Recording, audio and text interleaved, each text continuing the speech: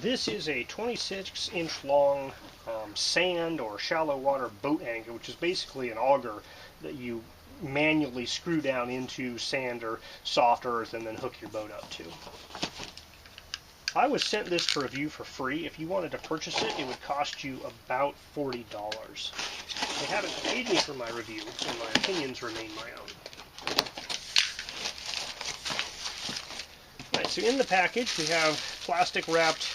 The handle is packed separately, so we're going to have to put the handle onto this guy. And then we have the actual auger piece itself here as well.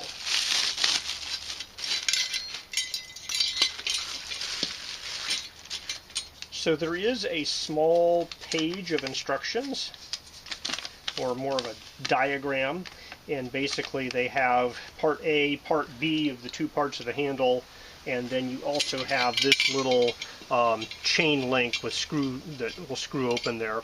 And so they don't tell you this, but I'm assuming you have to basically put this through the hole and screw it together.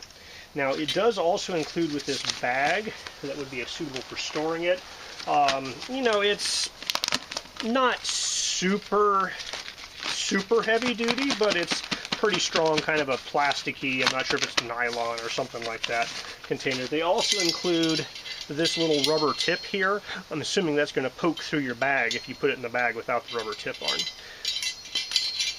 So it's pretty simple to assemble.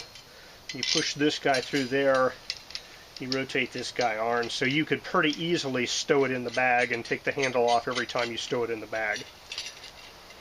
These rubber grips rotate on the handle a little bit, so they're not super tight on it, but since I'm not twisting it, it doesn't really matter. You know, I'm going to be twisting it this way, and so I think it'll go in the sand pretty easily. Alright, so the auger itself and the pole is stainless steel, and this little chain link is stainless steel, but the metal of the handles it attaches pretty strongly to, so I don't think that the handle itself is stainless steel. Presumably that part would be out of the water and out of the wet sand, so it may not matter, but this part here does appear to be stainless steel. So you could unscrew this handle and put the whole thing in the bag, but I think I'm probably just going to store it like this if I store it much at all. So it is just about exactly 26 inches from the top of this guy to the tip of the pole there. Handle width, it's about 10 inches, and then the auger here I'd say is a 3-inch around.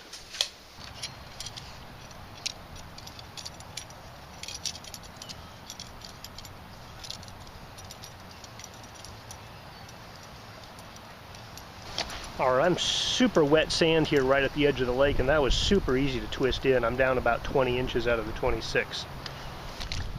So I can wiggle the top back and forth a bit, but I cannot lift it out of the sand. So it's a pretty decent connection point there.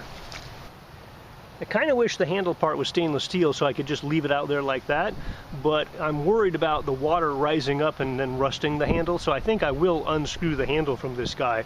That means I'm going to have to remember where I put the handle so I can come back and unscrew it using the handle. Now currently I'm just using this to tie up paddle boards and kayaks, just to make sure that if the water rises unexpectedly they don't go floating off. And if you're just looking to keep your boat from moving while you're, you know, in shallow water, I think this thing would be perfectly fine. Depending on the size of your boat, you may or may not trust it for, you know, permanent kind of anchorage. Right, all in all, at this price point, seems like it's pretty well made, should get the job done. I guess the only comment I have is I wish the handles were definitely stainless steel. The magnet's kind of sticking to them a little hard for me to believe it's. Without the handle attached, it's kind of small actually. You know, I might worry about somebody tripping over that at night or something.